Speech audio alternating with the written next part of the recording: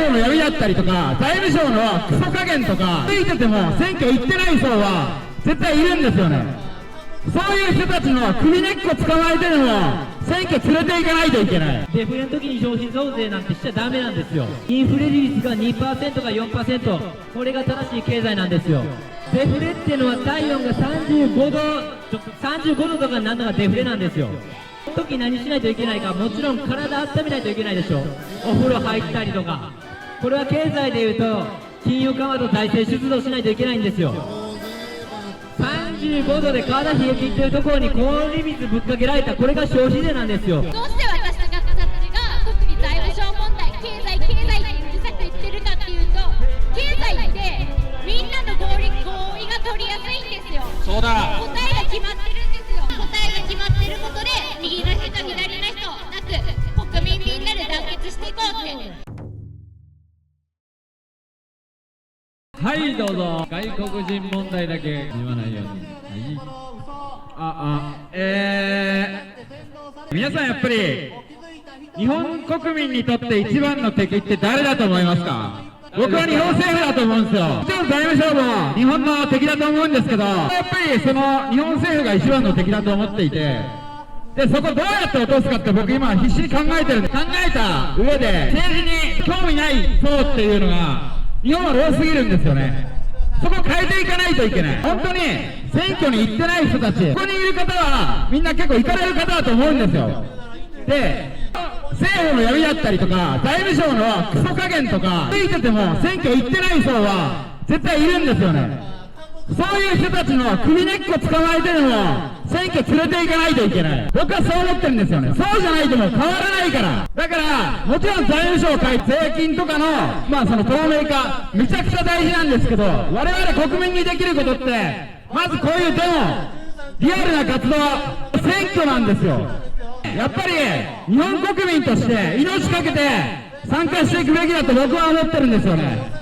自分がおかしいとか思われても、僕は周りのやつに、選挙行こうよとか、日本政府、財務省とか、こんなことやってんだよとかって言ったら、宗教だと思ったって言われましたよ。実際そう思われてるんですよね。それっておかしいことなんですよ。それを変えていかないといけない。だからみんなでこのムーブをすげえ大事にしていかないといけないですよね。言いたいことって本当にそれで、皆さん選挙に行くと思うんで、友達だったり同僚だったり恋人だったり、そういう人の首根っこ捕まえて選挙連れてきましょう。日本経済が1990年代の半ばから急に失速したんですよね。これってなんでなんですか？僕らが急に働くのをサボったからですか？違いますよ。消費増税したからですよ。デフレの時に消費増税なんてしちゃダメなんですよ。正しい経済って何なんですか？インフレ率が 2% か 4%、これが正しい経済なんですよ。ちょっと難しいんで体温で考えてみましょう。正常な体温って何度ですか？36度5分ぐらいですよね。デフレっていうのは体温が35度とかになるのがデフレなんですよ。この時何しないといけないか、もちろん体温めないといけないでしょ。お風呂入ったりとか、これは経済でいうと金融緩和と財政出動しないといけないんですよ。35度で体冷え切ってるところに氷水ぶっかけられた、これが消費税なんですよ。日本経済がデフレを加速させるに決まってるじゃないですか。自民党解体デモもやってますけど、自民党よりもさらに権力強い財務省ですからね。考えてみてくださいよ。どこの政党が一番力持ってるんですか？自民党でしょ。自民党でこの20年間30年間一番権力持ってた人誰なんですか？安倍さんですよ。安倍さん何をやろうとしてたんですか？アベノミクス、金融緩和と財政出動によってデフレを直そうとしたんでしょ。でも結局安倍さんがやってしまったことって消費増税を2回もしてさらにデフレを悪化させてしまったんですよ。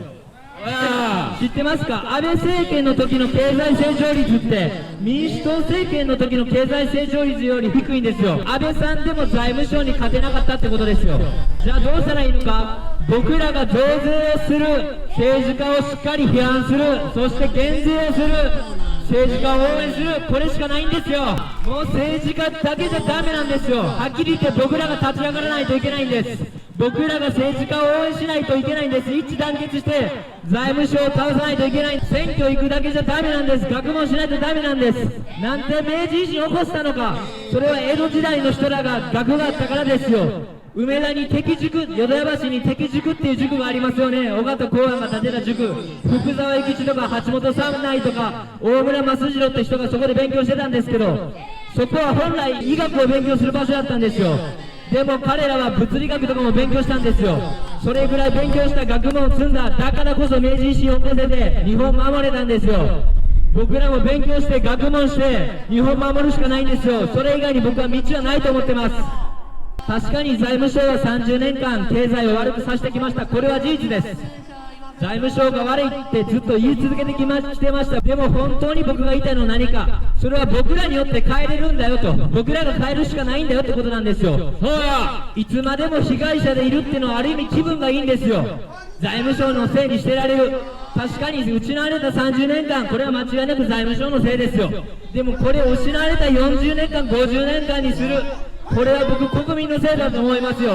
だから国民が一人一人が目覚めて学問をして SNS で発信して投票行かないぞ、投票行くようにして、今まで増税をしてた政治家に騙されてた層をしっかり目覚めさせないといけないんですよ。そうすることでしか僕らの国は変わらない。僕らは今この国って呼んでますけど、本当は僕らの国って呼びたいんですよ。僕らみんな家族じゃないですか。皆さんここに集まったの同じ思いなんですよ。皆さん何とかしたいと思って集まったんですよ。そうじゃないんですか。国民で変えるぞ、変えましょうよ。日本人なら変えれるんですよ。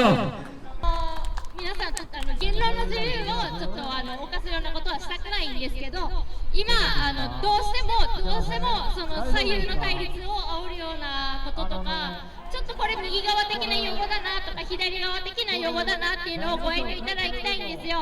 理由としては2つあって、1つ目は悪質な切り取りに使われたり誤解を生んだりする種になるからです。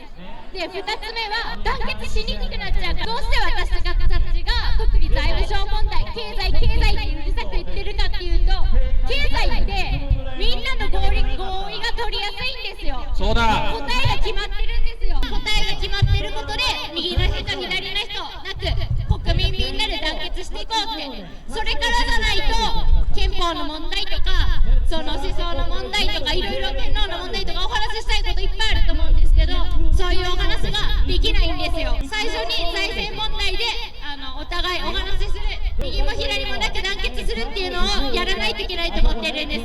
ご協力お願いいたします。ありがとうございます。本当に今、この巨悪と戦うためには、日本国民が一致団結してどうするか、まず反対を示す、そしてその次どうするかっていうのもここでしっかり話していく、そういう当たり前のことをやっていかなきゃいけないんです。それを今までやってこなかったから好き勝手やられてしまって、今日本人が本当にピンチな状態になってしまっていますよね。